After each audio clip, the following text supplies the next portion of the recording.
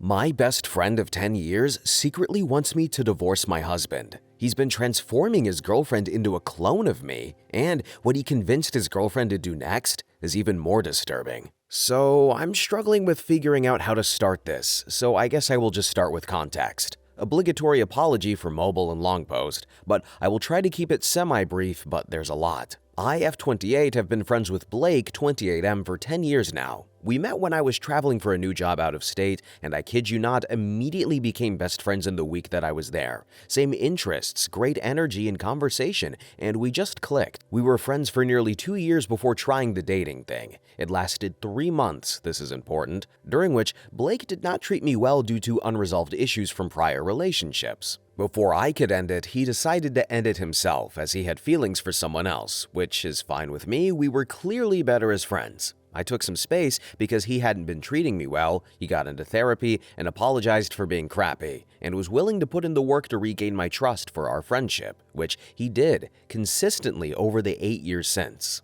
And then fast forward to now. I am happily married to my wonderful husband Cam, 28M. Together for 6 years, married for 2. Blake and I are still best friends. He and his ex after our brief dating stint broke up, and he is now with a new wonderful woman, Kaylee, 21F, for almost 2 years now. And they started dating a few months before my wedding. This is important. And Kaylee and I are also good friends. She's the sweetest person. Blake also lives in the same city as me now after his mother passed away, having moved down here for a better support network. His girlfriend moved in about 9 months ago. However, in the past 6 months or so, things have been strained with Blake. My husband, he is very introverted, and Blake started voicing frustrations about his inability to be closer friends with Cam and feeling like he bothers Cam. He and I also started having weird tiffs, kind of subtle nags, belittling comments, etc. Then, my husband and I came over to a game night for Blake's birthday 3 months ago, during which Blake picked fights with me about every weird thing. For example, my career path and how I'm going about it wrong, him making comments like,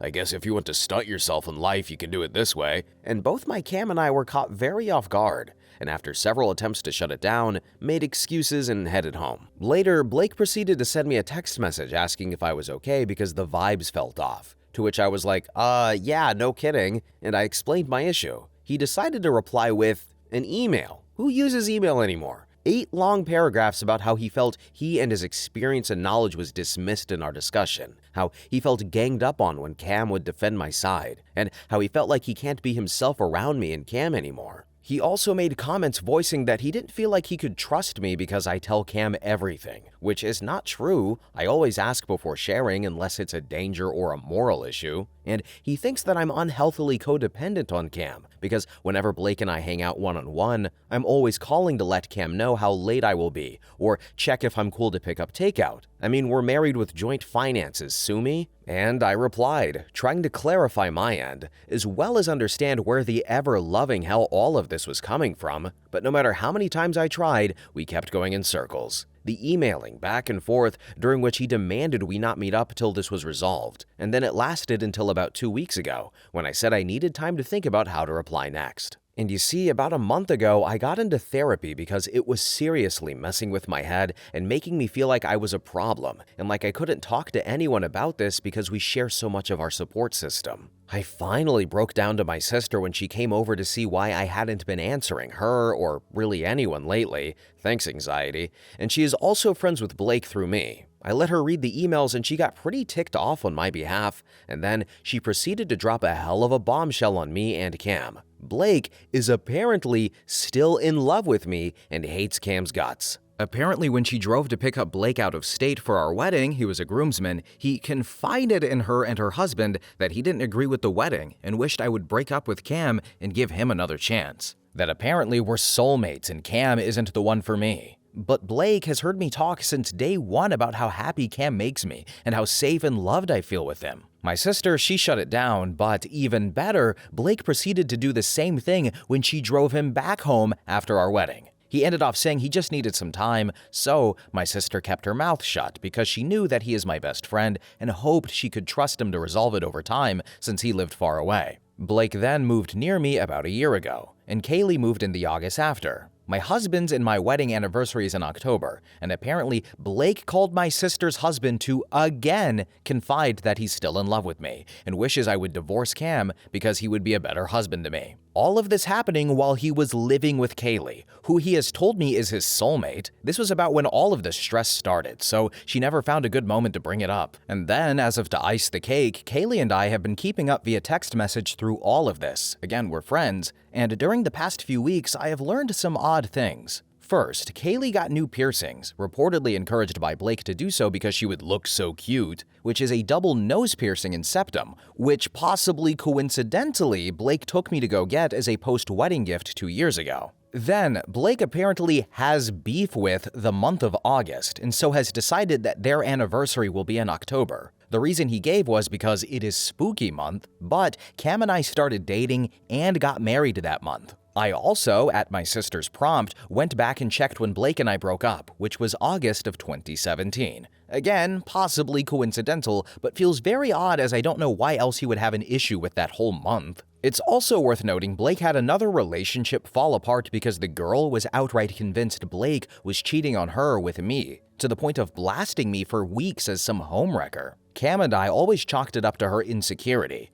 but now I'm wondering if she was just watching Blake carry on some weird, one-sided emotional affair. And I love my husband, more than words can say, and he makes me happier than anyone I've ever met. He's my ultimate best friend. So learning all of this has made me feel so gross and like a horrible wife. Though Cam has been wonderfully supportive and doesn't blame me at all. So suffice to say, I'm ending our friendship, but I have no clue how. I feel like I have to tell Kaylee as well that this all happened during their relationship and while living together. And that woman, she deserves the world, but also I recognize I have no real proof beyond spoken accounts beside the weird emails. It sounds like some wild conspiracy theory or soap opera stuff. My therapist is on vacation, so I'm on my own after learning all of this. And I'm also realizing just how manipulative Blake has been for years given this context, and already feel shaky about confronting him given my serious confrontation anxiety, which he knows about and could easily try to exploit. I'm realizing more and more that he has massive control issues that I dismissed as anxiety for years. The fact that he lives so close now fills me with dread rather than joy. I want to come out of this with no regrets, knowing I stood up for myself, and that I put a decisive end to all of this. I want Blake to know his actions and creepy ulterior motives are the reason our decade-long friendship is dead.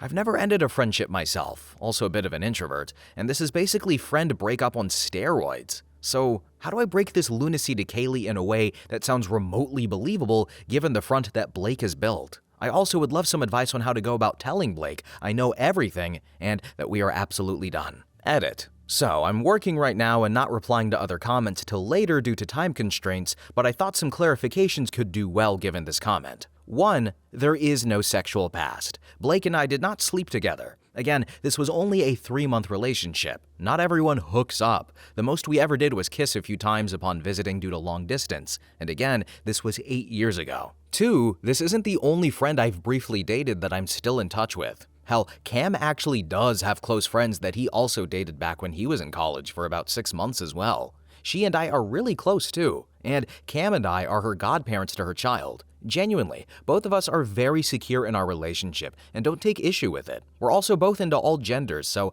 opposite sex really doesn't mean much to us for friendships. It's all just people. 3. My sister and I are in talks over this. I didn't feel it relevant to include in the post, but will here. I let her know how upset I was over her keeping this from me, and she broke down apologizing for it, and she recognizes that she messed up. She as well has severe anxiety and thought it had resolved until the second time Blake reached out to her husband, during which time she was going through a lot herself personally. She was intending to tell me next time we spoke around the time I fell off communicating from the stress of it all. We're working through this separately. Then, regarding getting a restraining order on an ex, it's not very easy to get one. I definitely will if I have to, but jumping straight to that doesn't seem feasible. The cop scare tactic is definitely not a bad idea to keep in my pocket though. Thank you everyone. And then, as for some people's frankly polarizing view on myself and my marriage, I did not come here to ask for advice or opinions on my marriage. My husband has been amazing and very adamant that I know he is mad at Blake for being a creepy lying jerk and not me. He knows full well that I have eyes only for him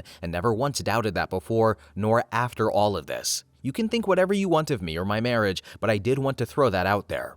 The feeling like a terrible wife I mentioned is because I feel like I've been blind this whole time, especially as I fully acknowledge how cliche this all sounds. Whether that's true or not, I know my marriage is solid and secure, and I in no way spat in anyone's face. Update. Next day. Well, I was definitely not expecting to make an update/follow-up post when I made my original one. Admittedly, my original post blew up far more than I ever anticipated. I have made posts on various accounts and subreddits over the years, including this one, and typically I get a handful of kind-hearted Redditors' input before it dies into obscurity, so this was definitely new to me. I'm endlessly thankful for all the wonderful people who offered comments of care, support, and advice. Some of the comments were so invaluable, and I cannot thank you all enough. And for those concerned about my husband and all of this, by the way, Cam knew about my and Blake's dating stint from the start. Cam also has friends who he has similarly dated. This is not an issue for us, despite Reddit's objections, and he has been aware and involved in everything that's happened,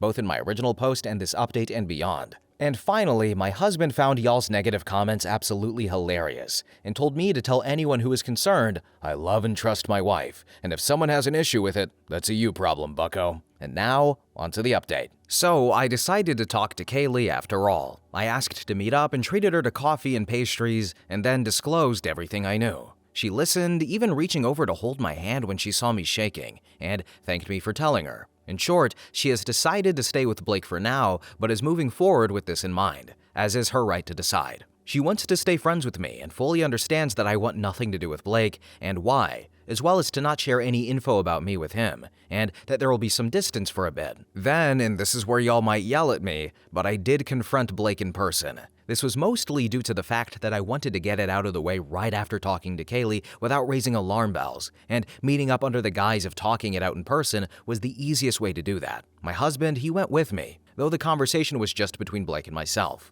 I took several safety precautions as well, such as secretly recording the interaction. Initially, Blake started in on classic Darvo, saying he doesn't remember saying those things to my sister, etc., and then remembered certain things but in different contexts. He even tried spinning it back on me several times, but I shut that all down as well as any excuses, justifications given, and firmly landed my point that regardless of intent or reasoning, his actions are wildly inappropriate and excusable. After dismantling enough of the excuses, he actually offered several apologies, owning up to his actions. Whether he meant them or not, I don't know, nor do I care, but it was semi-cathartic for sure. He insists everything with Kaylee is coincidental, but either way, that is between them at this point. The conversation ended with him saying he didn't want to lose our friendship, that he was willing to take a friendship break for a bit and establish better, firmer boundaries, that he feels he's in a better place to be more honest, that now he was aware of the issue and would pay more care in not breaking my boundaries. But I shut him down, saying that ship sailed long ago, and it shouldn't have to take me saying I'm done for him to put in effort into respecting me. He then said that he'd respect my decision to end our friendship, but begged me to at least keep an open mind at possible for future reconciliation. I was pretty much done at this point and told him flat out that these are the consequences of his own actions, that I can never trust anything he says or does again, and that even if in some alternate universe I was open to that, he would be an acquaintance and certainly would never ever be my best friend or even close friend ever again. He went quiet and teary-eyed after this, I assume because he knew things were coming to an end. I stood up, he asked me for one last hug, I said no. I reached out to shake his hand and left without looking back, which felt kind of badass, until I got down the block and around the corner and had the panic attack that had been looming all day. You win some, you lose some. Overall though, I think this went as well as it could have. I'm not letting my guard down yet, just in case, but it's a relief that it's finally, seemingly resolved. Admittedly, I'm not doing great, but I know I will be okay. Cam helped me realize I'm basically mourning the death of a decade-long friend. While Blake himself may not be dead, the Blake I knew is. So I'm trying to give myself some grace in processing through this. And then Cam has decided that tonight is reserved for tacos, cake, and video games together for some dopamine. And we're both calling into work tomorrow after all this chaos. Thank you again to all of those who offered kindness and support on my last post. I don't think I would have had nearly the amount of confidence and composure I had today if not for each and every one of you. May your pillow always be nice and cold, your food the perfect temperature, and your life full of joy and peace. Then in the comments section, one user said, OP, make sure to block him and don't look back. Oh, I very much did. The funniest thing is, I was almost starting to feel a little bad afterwards. He verbally acknowledged and took accountability for much of what happened by the end of the conversation, and while I wasn't regretting my decision, I was feeling a bit guilty for going scorched earth that fast and wondered if things could have improved had I not. Until I got an email this morning, because the jerk made a whole new email account to reach out to me from because he figured I had blocked him but he still had things to say. And I opened it out of curiosity, and it is, I crap you not, 12 paragraphs about his side of the story, during which he tried to explain. Darvo gaslighted all away. He said things that he had already apologized for and said they never happened, that he was never in love with me in the first place, so he wouldn't say that, etc. Everything directly counteracts every apology or admission of guilt during our recorded conversation. So I know damn well he's not actually sorry or has remotely grown from that conversation. Really reinforced my decision for me. Then user 2 commented and said, OP, do not be surprised if he starts to stalk you and or reaches out to friends about how worried he is about 1, your mental health, or 2, Cam's treatment of you all of a sudden. So I'm not as worried about these ones, at least the latter with reaching out to my friends. My friends know full well that our relationship is healthy as hell. Even my therapist has commented that it's one of the healthiest relationships she's ever seen, which is a nice little brag, not gonna lie, considering the crap I've been through in life. And I genuinely think that they would reach out to me before putting any stock into anything he could think of. We're kind of the parent friends of our social circle. No kids, but we just tend to love and care for our people, especially when in need. But regardless, I'm prepared if it does come to that, especially after that email. I'm in the FAFO stage. Then user 3 commented and said, OP, you are a badass. As someone who has panic attacks, don't be ashamed of yourself. I'm so glad you updated because I really wanted to know that you and Kaylee were going to be okay. You handled this in the way that was best for you and your life. And that's all that matters. Wishing you the best, and I really hope you and Cam have a beautiful future together. Tell him that at least this Redditor thinks he's a really good partner. And then finally, user 4 commented and said, what she did is so awesome. I am very, very awful at enforcing boundaries and can never bring myself to cut people off. I need to take a lesson from this. Also, I have totally platonic friendships with exes. It really is possible.